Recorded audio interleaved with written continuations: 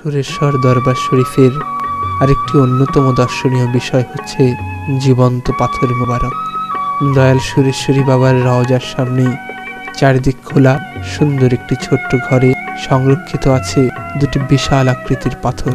হযরত সুরেশ্বরী বাবা শারফিন শাহ রহমতুল্লাহ আলাইহির রওজা জিয়ারতে গিয়ে সেখান থেকে এই পাথর জোড়া নিয়ে এসেছিলেন। তখন এদের আকৃতি এত ছোট ছিল যে তিনি পাথর দুটিকে তাঁর পাঞ্জাবির পকেটে করেই এনেছিলেন। ধীরে ধীরে এই জীবন্ত পাথর মোবারকদ্বয় বড় হয়ে এইরূপ আকৃতি লাভ করেছে। কথিত আছে গভীর রাতে রওজা শরীফ জিয়ারত করতে এসে কেউ কেউ এই জীবন্ত পাথর মোবারকদ্বয় হতে জিকিরের আওয়াজ শুনতে পেয়েছেন।